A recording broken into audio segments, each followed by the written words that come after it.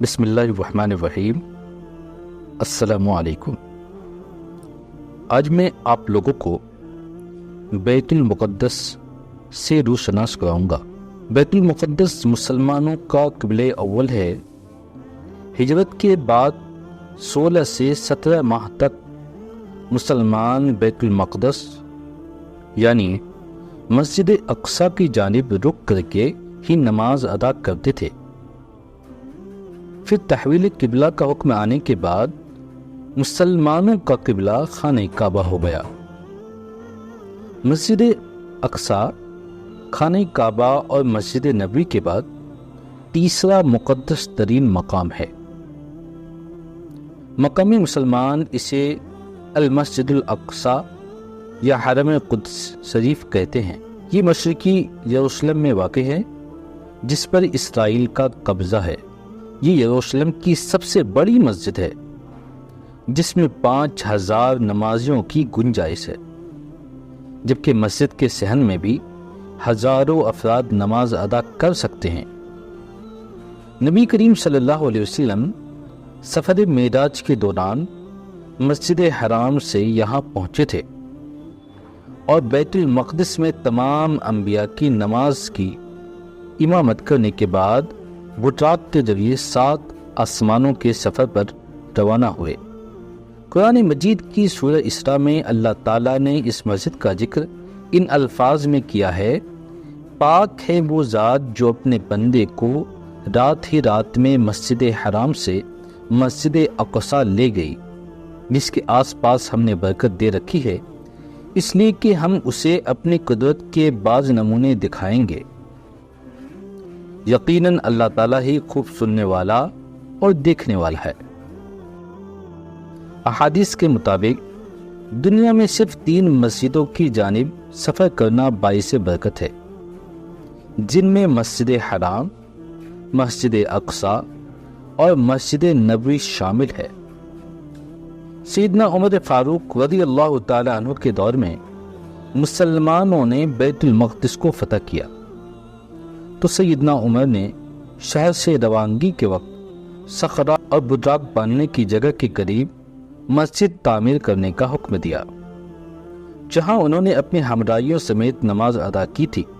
یہی مسجد بعد میں مسجد اقصی کہلائی، کیونکہ قرآن مجید کی سورہ بنی اسرائیل کے آغاز میں اس مقام کو مسجد اقصی کہا گیا ہے۔ اس دور میں بہت سے صحابہ نے تبلیغ اسلام اور اشاعت دین کی خاطر بیت المقدس میں اقامت کی۔ خلیفہ عبد الملک بن مروان نے مسجد اقصی کی تعمیر شروع کروائی اور خلیفہ ولید بن عبد الملک نے اس کی تعمیر مکمل کی اور اس کی تزئین و آرائش کی۔ عباسی خلیفہ ابو جعفر منصور نے بھی اس مسجد کی مرمت کرائی۔ پہلی صلیبی جنگ کے بعد جب عیسائیوں کا بیت المقدس پر قبضہ ہو گیا تو انہوں نے مسجد اقصی میں رد و بدل کیا۔ انہوں نے مسجد میں رہنے کے لیے کئی کمرے بنا لیے اور اس کا نام معبد سلیمان رکھا۔ نیز متعدد دیگر عمارتوں کا اضافہ کیا جو بطور جائے ضرورت اور اناج کی کوٹریوں کی استعمال ہوتی ہے۔ انہوں نے مسجد کے اندر اور مسجد کے ساتھ ساتھ گرجا بھی بنا لیا۔ سلطان صلاح الدین ایوبی نے 1187 میں فتح بیت المقدس کے بعد مسجد اقصی کو عیسائیوں کے تمام نشانات سے پاک کیا اور محراب اور مسجد کو دوبارہ تعمیر کیا۔ صلاح الدین نے قبلہ اول کی آزادی کے لیے تقریباً 16 جنگیں لڑیں۔ اسلام اور ملت اسلام کے خلاف یہودیوں کی دشمنی تاریخ کا ایک مستقل باب ہے۔ یہود مدینہ نے عہد رسالت مآب صلی اللہ علیہ وسلم میں جو شورشیں اور سازشیں کی، ان سے تاریخ اسلام کا ہر طالب علم آگاہ ہے۔ گزشتہ 1400 صدیوں سے یہود نے مسلمانوں کے خلاف بالخصوص اور دیگر انسانیت کے خلاف بالعموم معادانہ رویہ اپنا رکھا ہے۔ 20ویں صدی کے حادثات و سانحات میں سب سے بڑا سانحہ مسئلہ فلسطین ہے۔ یہود نصارہ نے یہ مسئلہ پیدا کر کے گویا اسلام کے دل میں خنجر کھوپ رکھا ہے۔ 1948 میں اسرائیل کے قیام کے بعد یورپ سے آئے ہوئے غاصب یہودیوں نے ہزاروں سال سے فلسطین میں آباد فلسطینیوں کو ان کی زمینوں اور جائیدادوں سے بے دخل کر کے انہیں کیمپوں میں نہایت ابتر حالت میں زندگی بسر کرنے پر مجبور کر دیا۔ 21 اگست 1969 کو ایک آسٹریلیاوی یہودی ڈینس مائیکل ٹوہان نے قبلہ اول کو آگ لگا دی، جس سے مسجد اقصی 3 گھنٹے تک آگ کی لپیٹ میں رہی اور جنوب مشرق کی جانب عین قبلہ کی طرف بڑا حصہ گر پڑا۔ محراب میں موجود ممبر بھی نظر آتش ہو گیا، جسے صلاح الدین ایوبی نے فتح بیت المقدس کے بعد نصب کیا تھا۔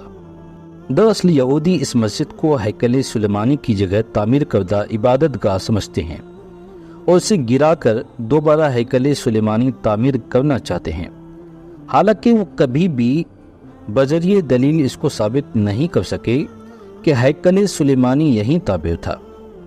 گزشتہ نصف صدی سے زائد عرصہ کے دوران اسرائیلی یہودیوں کی جارحانہ کارروائیوں اور جنگوں میں ہزاروں لاکھوں فلسطینی مسلمان شہید ہو گئے، زخمی یا بے گھر ہو چکے، اور لاکھوں افراد مقبوضہ فلسطین کے اندر یا آس پاس کے ملکوں میں کیمپوں کے اندر قابل رحمت حالت میں زندگی بسر کر رہے ہیں۔ اور اقوام متحدہ اور اس کی کرتا دھرتا امریکہ اور یورپ کے ممالک یہودیت کے سرپرست اور پشتیبان بنے ہوئے ہیں۔ اللہ تعالیٰ احقر کی اس کاوش کو قبول فرمائے اور مسلمانوں کے قبلہ اول کو آزاد اور دنیا بھر کے مظلوم مسلمانوں کی مدد فرمائے ایسے ظالموں سے۔ اگر یہ ویڈیو پسند آیا ہو تو آپ لائک کیجئے، شیئر کیجئے اور کامنٹ میں ضرور بتائیں کہ آپ کو یہ ویڈیو کیسا لگا۔ اللہ تعالیٰ آپ کو جزائے خیر عطا فرمائے۔